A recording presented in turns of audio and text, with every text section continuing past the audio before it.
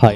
Dubai और कई अन्य शहरों में भारी बारिश की मुख्य वजह चाहे जो भी हो, लेकिन ऐसी अचानक और भारी बारिश की वजह से तो खतरा पूरी दुनिया पे है, जिससे न सिर्फ आर्थिक नुकसान होगी बल्कि सामाजिक सुरक्षा के लिहाज से भी यह खतरे की घंटी है। दूसरे इलाकों के मुकाबले यहाँ बारिश की संभावना लगभग ना के बराबर या कहे तो बहुत कम होती है। तो ऐसे में लोगों का मानना है कि इसमें सबसे बड़ी भूमिकाएं जलवायु परिवर्तन की हो सकती है। कौन जानता है, कुछ भी हो सकती है, लेकिन यह कहना बहुत जल्दबाजी होगी कि यहाँ की बारिश जलवायु परिवर्तन की वजह से ही हो रही है। सूखे तूफानों में नमी ज्यादा होती है, इसलिए यह एक बड़ा कारण भी हो सकती है, लेकिन माना जा रहा है कि यह बारिश क्लाउड सीडिंग की वजह से ही हुई है। लेकिन मेरा मानना है कि ये सारे दावे सिर्फ बेबुनियाद बातें ही हो सकते हैं। इसमें से कोई भी सटीक जानकारी भी नहीं हो सकती, क्योंकि माना जा रहा है कि दुबई में यह बारिश इतनी तेज थी कि कई जगहों पर इतना जल जमा हो गया कि कारें तैरते नजर आई, कई दुकानों में पानी घुस गया और सड़क हो या एयरपोर्ट, हर जगह भारी जल जमाव देखने को मिली, जिसकी वजह से कई विमानों को देरी से उड़ान भरने पड़ी।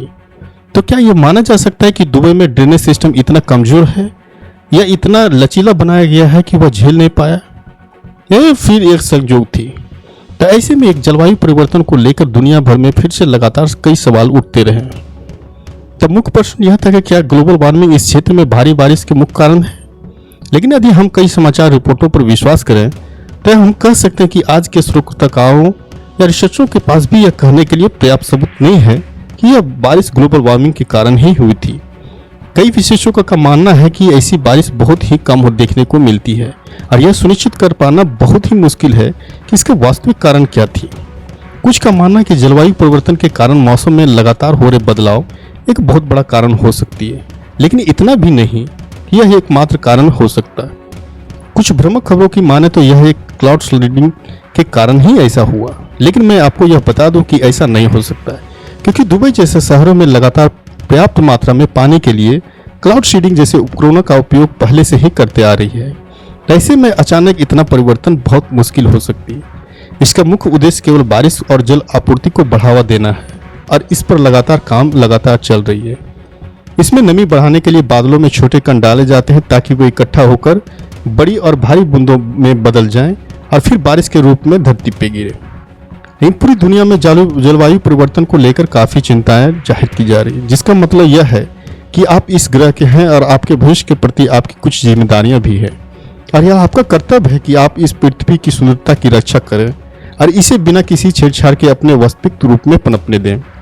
लेकिन इस ग्रह के लोग इतने दयालु भी नहीं, क्योंकि उन्होंने इस धरती की प्राकृतिक व्यवस्था को यथासंभव परेशान करने से परहेज नहीं किया ताकि उनका जीवन आराम से व्यतीत हो सके। तो ऐसे में संयुक्त राष्ट्र के अनुसार इस बात की बहुत सारे सबूत हैं कि हम धीरे धीरे एक जलवायु आपदा की ओर बढ़ रहे हैं।